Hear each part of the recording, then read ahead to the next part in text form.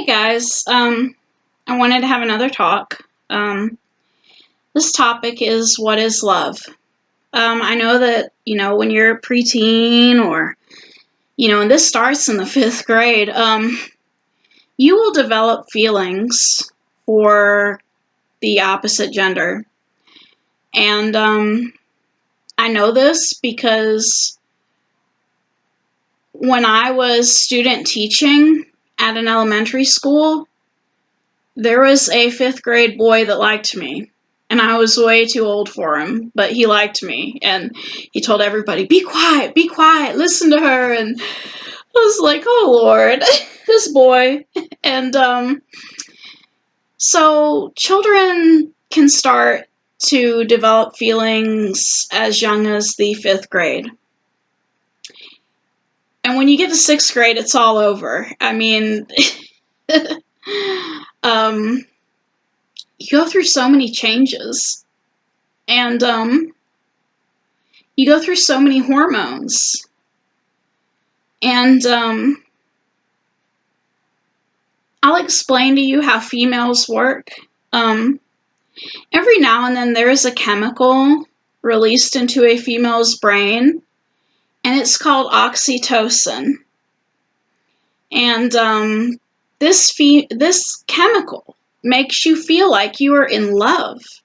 I mean, it's either a chemical or a hormone, but it makes you feel like you're in love. And, to me, these are just like little girl crushes. I mean, a crush is not love. The Bible tells you what love is. Jesus died for you. If somebody truly loves you, they will be willing to die for you. Another way you can figure out what true love is when you become an adult, have a child. That is true love, because you will want to protect that child, and you won't want anyone to hurt him or her, and you gave your life for that child. I mean, if you were a female, you gave your life for that child, because giving birth is really painful, and it involves drugs sometimes, epidurals, complications. Anything could go wrong. You basically gave your life. And when I had my first child, I had an emergency C-section. I was 55 hours in labor, and he would not come out. Like, he just loved being in there. He loved the hot dogs, he loved the pizza, he loved the tuna sub sandwiches from Subway, he loved the candy, because you have to eat lots of candy throughout the day so you won't feel nauseated, and he loved all the water. He loved being inside me. I was one of these health conscious people. I didn't drink, I didn't smoke, I didn't do drugs. I really wanted my baby to have an advantage. I wanted him to be smart. I wanted him to make it in this world. And I would eat tuna from Subway 3 times a week because I wanted him to have good brain development. And now that someone's trying to say the tuna in Subway isn't even real tuna, I'm like, come on. Yeah, it is. But anyways, so when they gave me my emergency C-section, I lost a lot of blood and felt like I was going to pass out. And when they were ripping the afterbirth out of me, it hurt. Like, it felt like they were tugging at my chest around my heart. And it was crazy. And I was just glad I survived. And the reason I chose, this was unplanned, but I chose to go forward with it because, to me, abortion is not natural. It is not natural to stick a coat hanger up there. It is not natural for a vacuum cleaner or something else to be put up there. Our bodies were not designed to have a bunch of metal tubes stuck up there. It's just not natural. And, but what is natural is childbirth.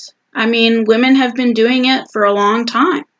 So I did not want to get hurt, so I did not have an abortion. And I took him to full term. And that is love, because in your first few months, you're nauseated all the time.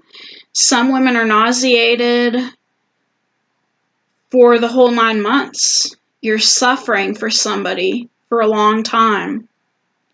And you can't go out with your friends like you used to, and, oh, there's that pregnant girl, and some of your friends don't even want to hang out with you anymore. Because your life is not going to be about you anymore. Your life is going to be about the baby. You have to bathe the baby. You have to feed the baby every 2 hours. So you have to wake up every 2 hours. You have to clip the baby's nails. And you have to be careful clipping the baby's nails because you could cut his skin and you could make him cry because he'll be wiggling around his hands and all you're trying to do is clip his nails. Because if you don't clip his nails, he'll scratch himself, he'll poke his own eye. I mean, he's just a helpless, innocent human being, and that is love, to devote your life to somebody, to taking care of somebody. Love is not these little schoolgirl crushes you see. Oh, I think I like you. That's not love. Love is devoting your life to somebody. Love is dying for somebody. Love is being willing to die for somebody. Now, don't get the wrong idea. Don't be toxic and don't, tell guys, oh, I would die for you, or I would do this, or I would. Don't go there. You're going to push some people away if you say stuff like that. I guess what I'm trying to say is my main point is you will know what true love is when you get older and you have a child. That is what true love is. Because you gave your life for them. You literally gave your life for them. And you will probably end up loving your child more than you love your husband, more than you love your family, more than you love your boyfriend. I mean, you will love your child more than everyone else. And you will feel like your child is the cutest baby that ever existed in the world. Because that's how moms are. And that baby can do no wrong in your eyes. So, yeah. If you want to know what true love is, wait until you're older and have a child. That is what true love is. Giving your life for somebody, which is what you did by having a child. But wait till you're older, because as a teenager, your body is still developing. So you need to wait till you're older, and also be careful with who you have children with, because not everyone wants a baby, and if you tell the wrong person that you're pregnant, they might try to hurt you or end your life, and you don't want that to happen. So be careful out there. And if you are a teenager and you are pregnant and you don't know what to do and you're scared, contact an adoption agency. There are adoption agencies out there willing to pay your medical bills. They're willing to pay for your food. They're willing to pay for your housing. Just go online and look one up. And it hurts to let go of your baby, but you will give your baby a chance at a better life with adoption if your parents don't want you to have your baby.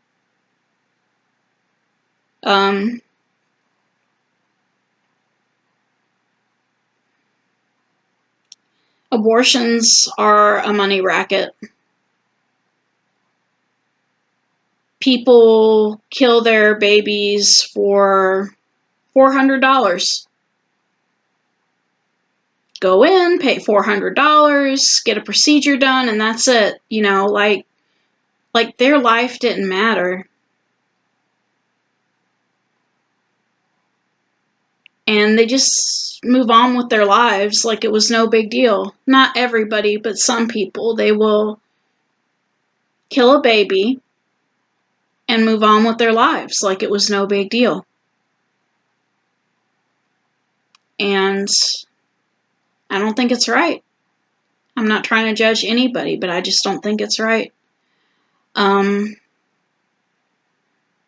I said, if you do not want your baby, please put your baby up for adoption. There are a lot of couples out there that they try and they try, and they will make wonderful parents, but they're just not fertile. They're not able to have kids, but they would make the best parents. And you'll make somebody or a group of people so happy by giving them something that they cannot create themselves. Children are blessings from God, and they're innocent, you know. And if you had an abortion and you feel bad about it, I'm sorry. Sometimes we get pressured to do things we don't want to do, and it can suck. I think being a teenager in general sucks. Just my opinion. I mean, especially in middle school. But just rely on God's word, follow God's word, and remember what I said. True love is when you have a child. Right now, you probably just have a crush on somebody. If you do have a crush on somebody, I will pray about it, because feelings come and go, you know, and after high school, everyone goes to different colleges. So,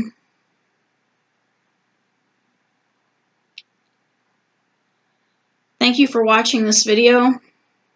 If you like it, click the thumbs up. See you Tuesday.